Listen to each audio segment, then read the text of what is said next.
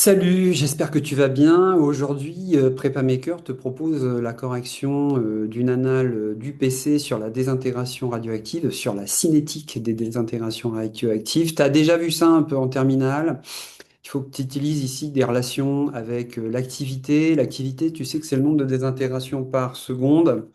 Je te rappelle que ici, tu vas avoir plusieurs expressions de l'activité donc qui s'expriment en becquerel pour pouvoir faire cet exercice. Donc ici, l'activité, toi, tu sais que l'activité à un temps t, c'est l'activité initiale exponentielle moins lambda fois le temps. Lambda, c'est ce qu'on appelle la constante radioactive. Constante radioactive. Tu sais aussi que t un demi ou t, c'est ce qu'on appelle la période radioactive d'un radionucléide. La période radioactive, c'est le temps nécessaire pour que tu aies la moitié des noyaux présents dans une source à l'initiale qui se désintègre. Donc, période radioactive, tu sais que, tu sais que T1,5, c'est un peu comme de la cinétique du premier ordre que tu as vu en chimie au premier semestre, hein. C'est exactement la même chose, c'est ln de 2, T1,5 sur lambda. Lambda, c'est une probabilité des intégrations par unité de temps, donc tu penses que c'est en seconde moins un, mais ça peut être en jour moins un, ça peut être en heure moins un, ça peut être en an moins un. Et T1,5, bon, bah, c'est pareil, hein, ou T, hein, on va pas s'embêter à mettre des 1,5, c'est en secondes, c'est en heures, c'est en années, c'est en jours.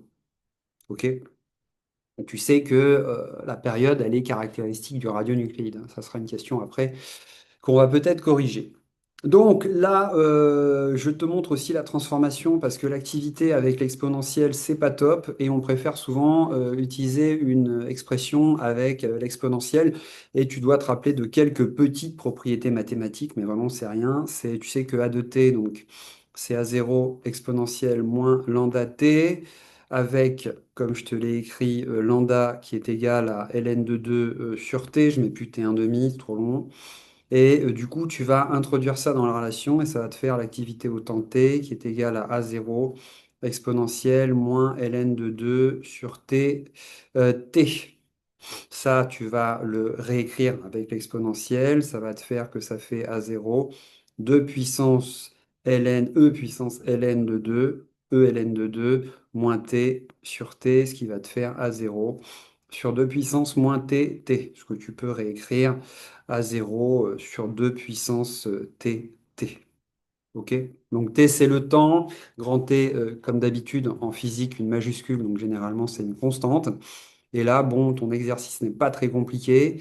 Il faut que donc tu regardes le temps, l'activité au bout de 3 heures. Alors, ce que tu dois regarder en priorité, effectivement, c'est le temps que tu attends. Donc, le temps que tu attends, ben, c'est 3 heures. Donc, l'activité au bout de 3 heures.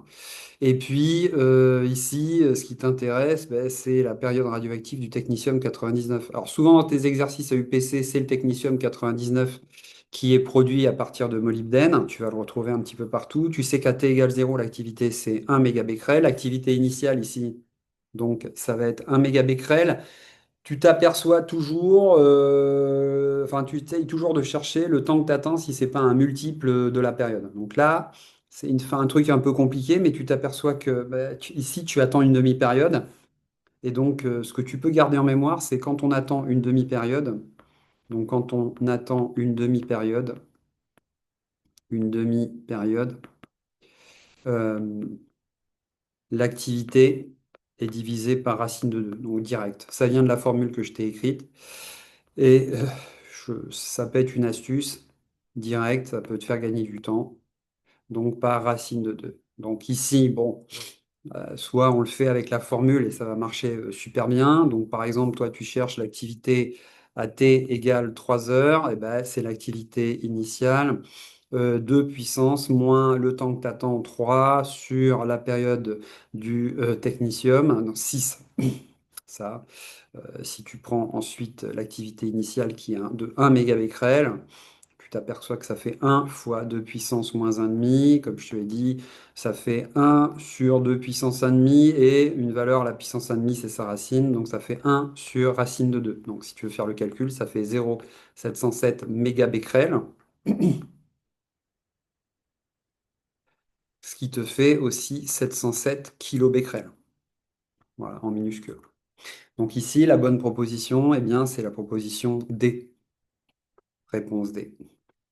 Eh bien, on te remercie d'avoir suivi cette correction d'anal avec PrepaMaker. N'hésite pas à t'abonner sur notre chaîne YouTube. Il va y avoir plein de corrections encore sur tous les thèmes de la biophysique de cette année pour l'UPC.